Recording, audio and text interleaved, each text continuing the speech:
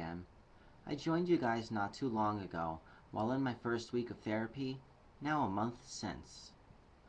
My therapist said that she thinks I'm heading down the right track, and at the end of the session, she told me that a lot of her clients come dressed to feel more comfortable.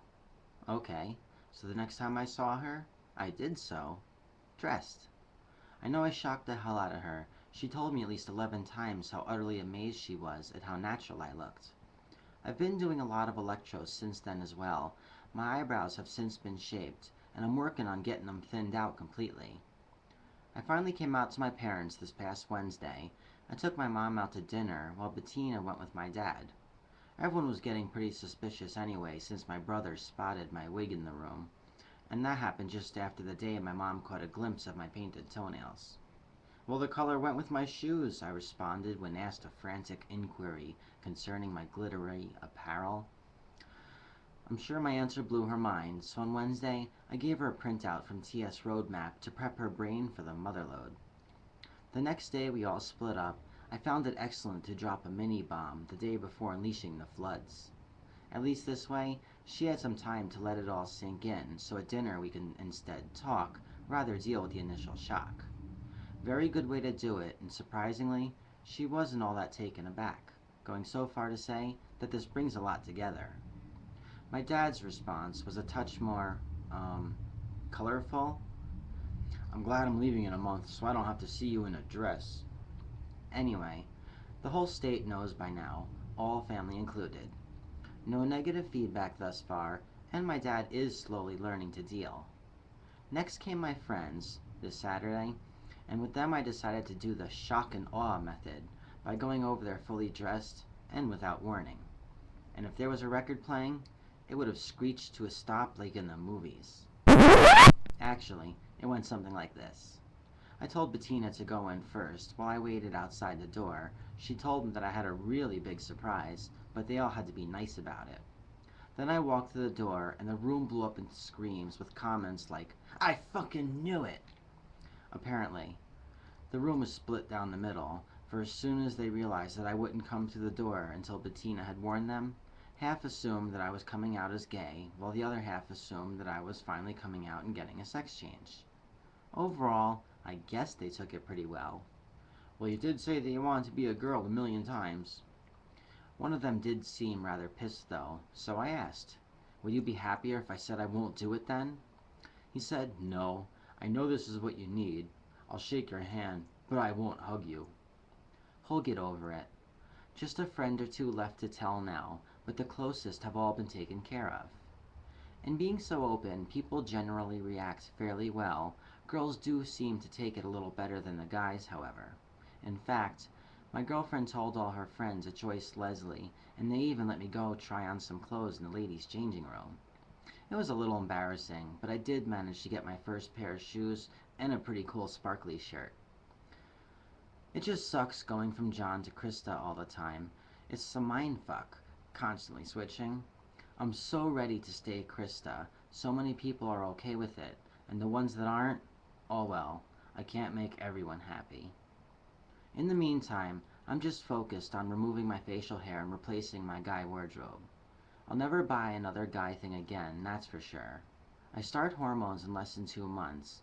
I'm just so happy for myself. My mom is even going to take me for a makeup consultation at Macy's when I near the end of my electro. Things are flowing excellently. I found that instead of spending time researching and sitting there thinking about it, I'd rather just go and do it. The method works, and I feel so much better now. I don't think I'm nearing having a heart attack anymore. Just figured I'd share some of my experiences. Hope this inspires those who are afraid. Once you tell everyone, you feel so much better about yourself. This is life, and not everyone is happy with their sexuality or gender role. The frown lines are finally fading from my face, and my chest feels as if it's had this huge weight lifted from it. John may have gotten me far, but Crista is going to fulfill my needs and desires to be that person which John tried to be, but just couldn't.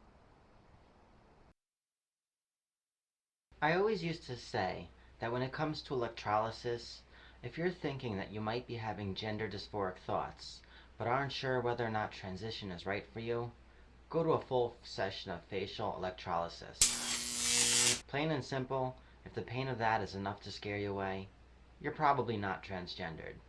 But if getting through your transition is more important, you will be able to deal. The average amount of time it takes to fully clear all of your facial hair is about 2 years.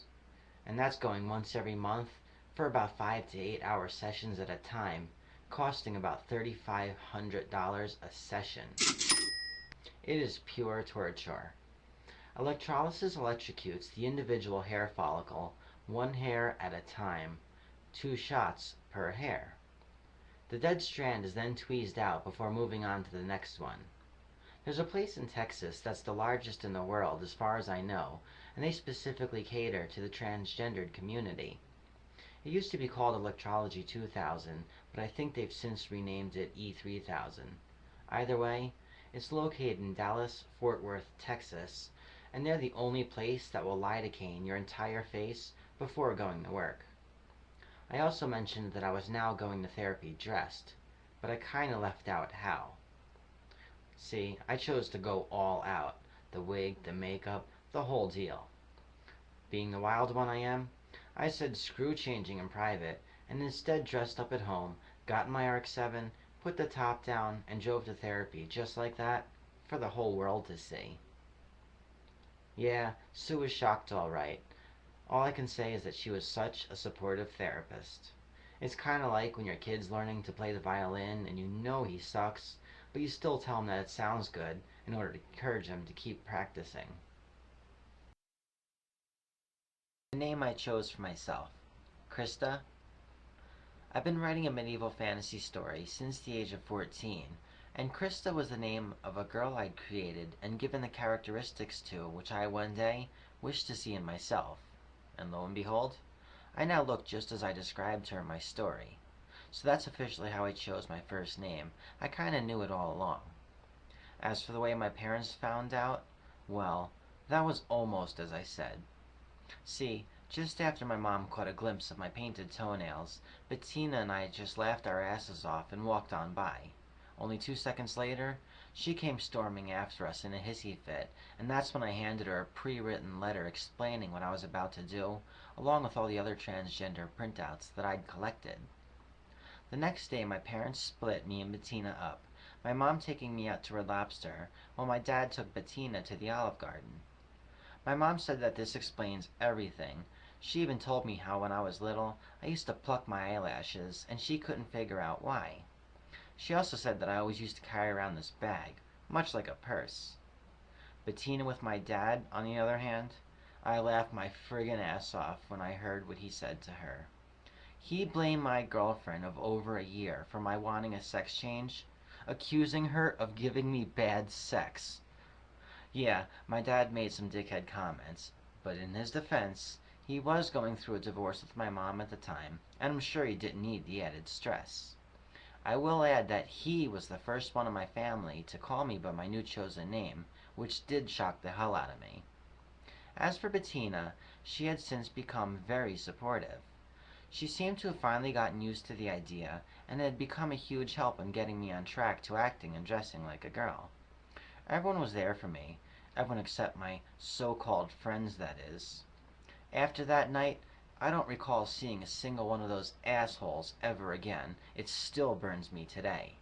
That was the longest standing social circle I'd ever gotten into, the same group I'd been hanging out with since high school.